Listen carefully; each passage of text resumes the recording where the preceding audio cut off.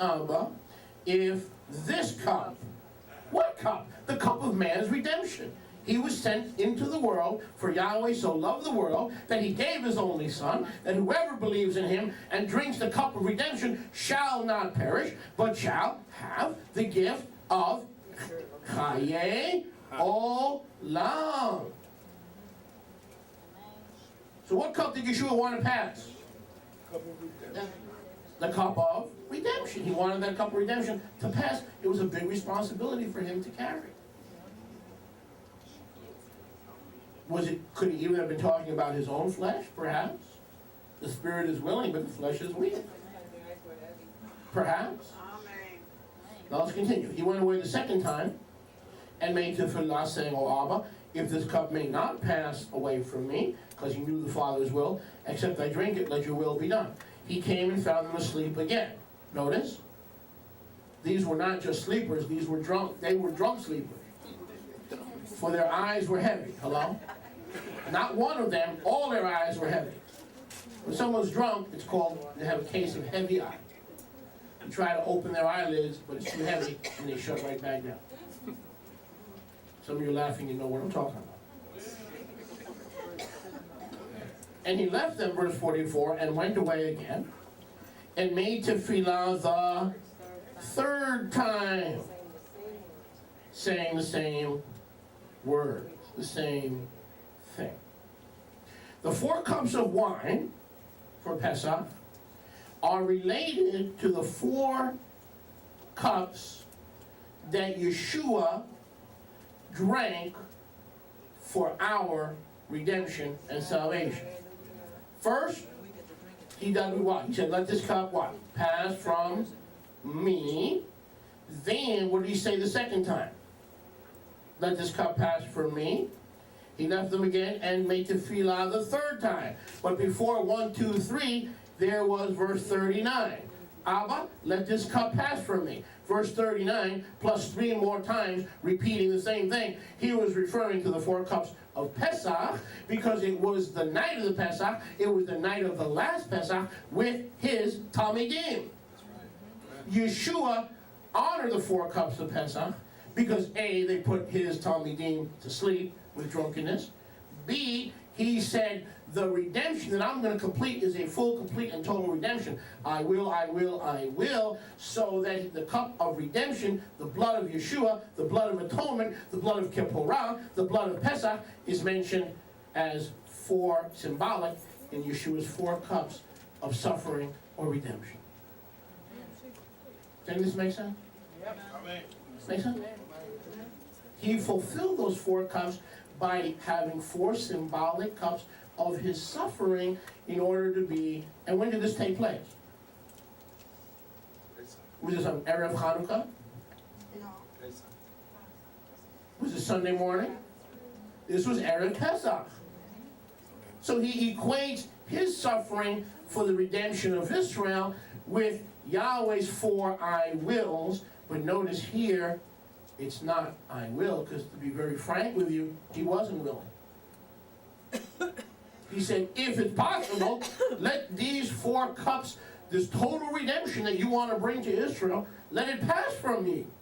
And if there's another way, Abba, where Israel can be redeemed and saved and forgiven, without me drinking this tremendous amount of suffering and burden, if these cups, these 4 cups, how many? 4 cups. If these 4 cups can pass any other way, can you please find that other way so that I don't have to engage and partake of these 4 cups? Amen? Make sense? Yeah. Baruch Hashem Yahweh. But notice, these are not the I wills of Abba Yahweh. These are the thy wills. Yeah, Abba, if it is thy will, let it pass. Abba, if it is thy will, let it pass. Abba, if it is thy will, let it pass. Abba, if it is thy will. So these are not the I wills. These are the thy wills.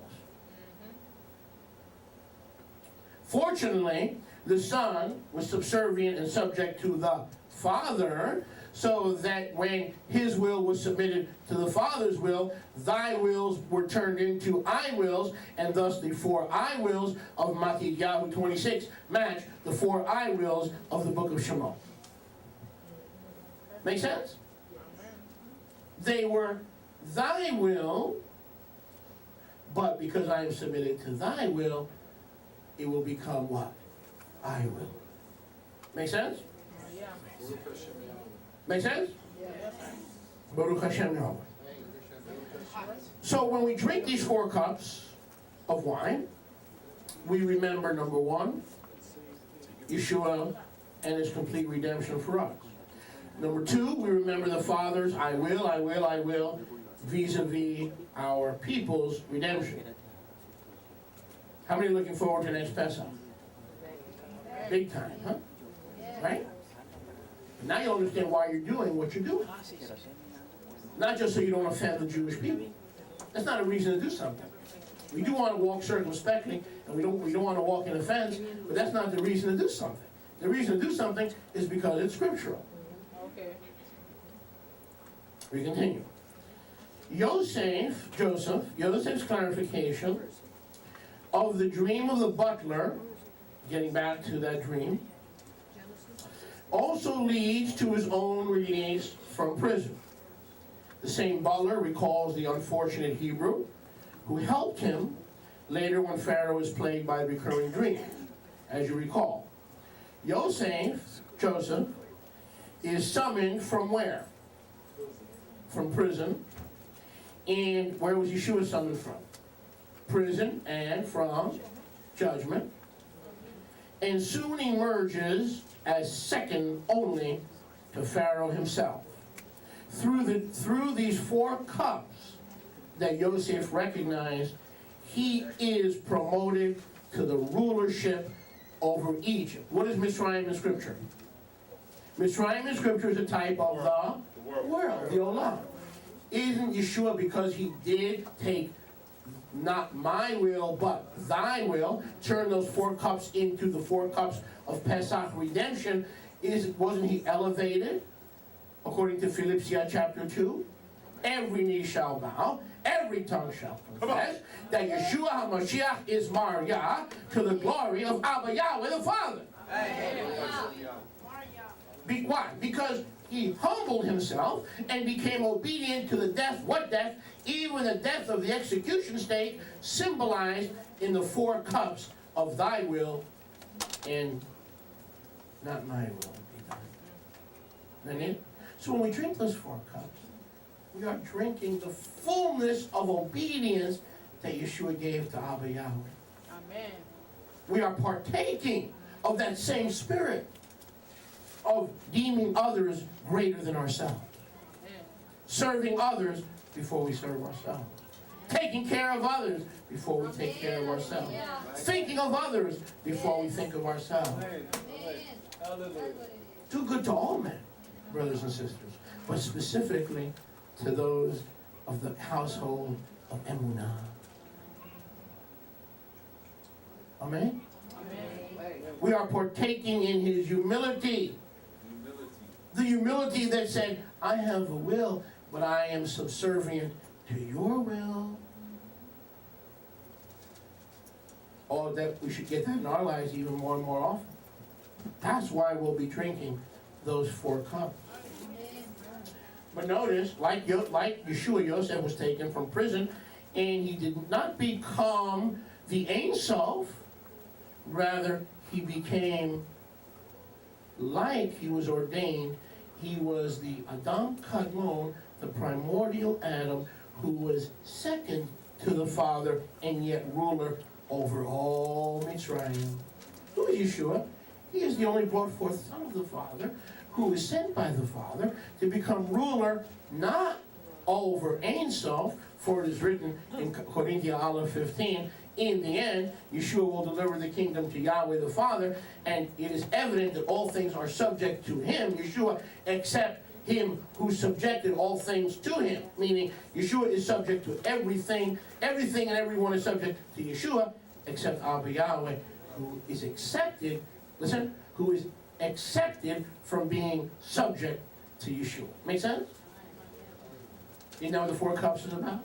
Yeshua became the Melech HaOlam, the Melech over all the sin and degradation of Mitzrayim, Egypt, the world, and yet still subject to the greater Ein Sof. Yeshua said, happy are you if you know this and you understand this. Happy are you. What are we happy about? For the Father is greater than I. They are not equal. That is Christian teaching. We are not NTOC. The Bible teaches subordination. That the Son is fully and completely subordinate to the Father. And Yeshua said, the Father is greater than I. He was greater, He is greater, and He will be greater. It doesn't mean that when He was on earth, from Bethlehem to the resurrection, for those 33 years, the Father was greater. That's man eisegeting the truth. Rather, the Father always was, always is, and always will be greater than Yeshua, and yet somehow Yeshua is still equal to the Father in the sense that they're both the same substance made up of Yahweh, the same substance as the Father. Amen. Amen. Baruch Hashem Yahweh. Baruch Hashem. Same substance. Same substance. Baruch Hashem Yahweh. That's what we're going to do next Pesach. Yeah. We are going to drink of Yeshua's subservience, His willingness, His humility to bypass His flesh and submit to the plan. Amen. Every good professional wrestler knows the way you submit is you follow the script. Sorry to disappoint you. Those of you who think professional wrestling is real, I'm sorry, today is your awakening. Everybody knows Lucha Libre Profesional has a punchline, has a plot. In order for it to have a plot, it has to be what? Scripted. I'm getting some holy, you should see something holy. Some of you are not sure that wrestling is fixed. Trust me, darling. Just relax, take a deep breath. It's fixed. Vince McMahon and Stephanie McMahon came on television and said it was fixed. But some people still don't believe it's fixed. Baruch Hashem Yahweh. Right. Baruch Hashem Yahweh. So, the dream, this dream, listen, leads to his release from prison. He emerges second to Pharaoh in power and rulership. Just as the 4 cups of the garden at when? Pesach, represent Yeshua's position as he is about to be summoned from prison and become second to Abba Yahweh. Yeshua was willing to become the Lamb. Like Yoseph, we have established that these 4 cups in the butler's dream are related. Listen. Are related to Yoseph's rise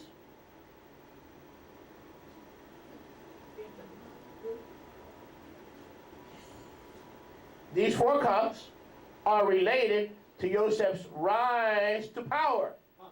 These 4 cups in Matthew 26 are related to Yeshua's rise to power, second only to the Father, yet King of this world.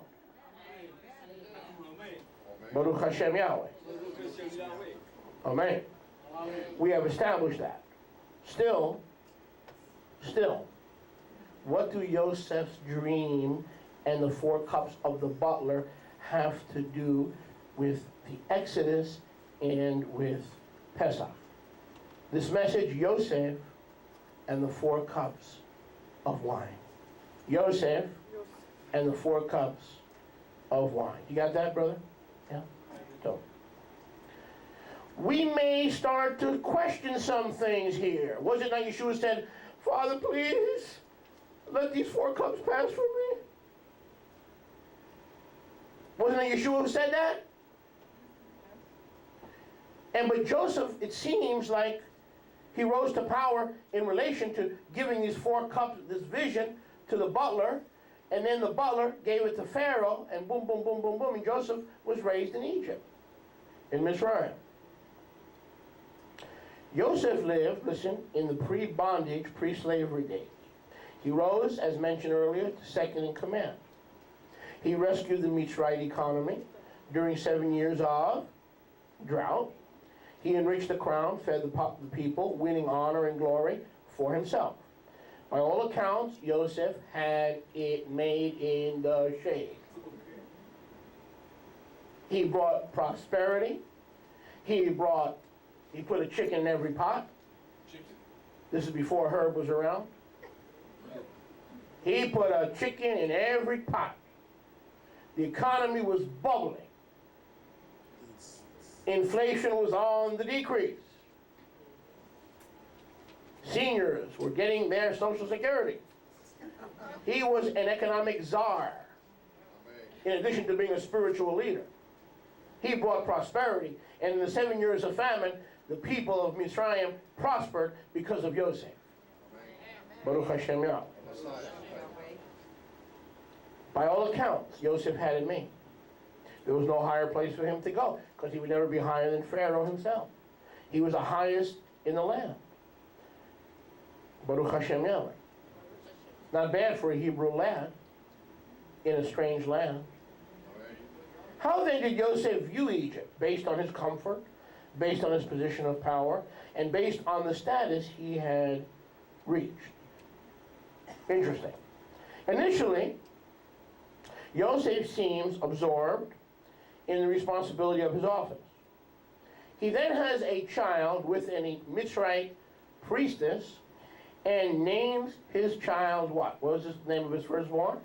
Menashe, meaning Yahweh has made me forget all my hardship in my parental homeland of Israel. I forgot all that. I'm second to the king. I'm powerful. I'm in charge. I'm the economic czar. I'm keeping Mitzrayim and the Hebrews at peace, and they're both prospering. I'm doing pretty good by myself. I'm comfortable here in Mitzrayim. Things are pretty cozy here, right? So he forgets. He names his first son Menashe, meaning all that trouble of being an Israelite, I don't have that hardship anymore. I look like a Mitzrayim. I got a Mitzrayim name. I got a pretty foxy mama who's a Mitzrayim. I got children who are Mitzrayim. Nobody even knows I'm part of the people of Israel. Nobody has to know. I say and it gets done. I'm second in command to Pharaoh in Mitzrayim. Nobody has to know all that trouble I used to have when I was part of Yaakov's clan. Gone are the troubles of his youth. Gone are the fights with his brothers. Gone are his misunderstandings with Yehuda, the Jewish brother, caused by his dreams of glory. Gone are the dreams of Abraham, the covenant established by Yahweh with Yisrael. Yosef is an Egyptian, with an Egyptian name, his wife, family. He sits among the mighty of the mightiest nations of the ancient world, rich, content, but yet what? Something's missing. He's still a stranger to his people. Wow. He's got it all, but when it comes to the covenant, and the father of the covenant, and the nation of the covenant, and the people of the covenant, he has varnished. Baruch Hashem Yahweh. That is tight. However, the name he chooses for his second son, listen, you begin to see a problem with him, his lot, his situation, his domestic situation, his attitude about having it all and being happy he's no longer suffering with those Jews.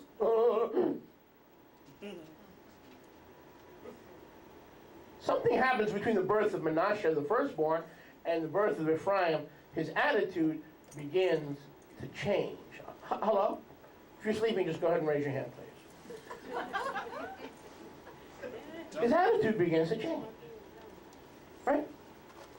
So Yosef, despite the 4 cups, using that dream of the 4 cups to propel him to power, glory, material wealth, and the economic czar of a healthy nation, the mightiest of mighty nations on the earth. How did that happen? He used 4 cups to redeem himself. Well, Rabbi, I'm I try to walk in love. I don't want to be offending all y'all Jews. So I'll be drinking next month. I don't understand why I'm doing it. I like Robertson Rivka. She treats me nice. No, he didn't. I won't get drunk. I'll just be sipping. That toe up from the floor up.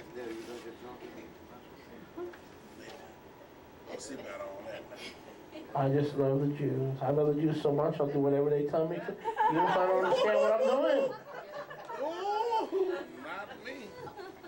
Shoot. Joseph, these are your 4 cups. He used these 4 cups to redeem himself into Pharaoh's court, to be second only to Melech Pharaoh. Amen? Amen. But wait a second, there's another son that comes along, and his name is not Menashe. His name is Ephraim. Ooh, la la la la la la la.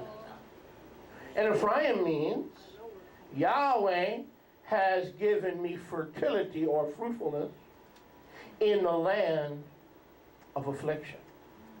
What? Mitzrayim, the land of affliction?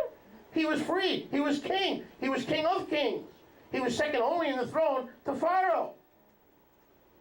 And yet now he doesn't call this place the place where I can escape the rest of my people Israel.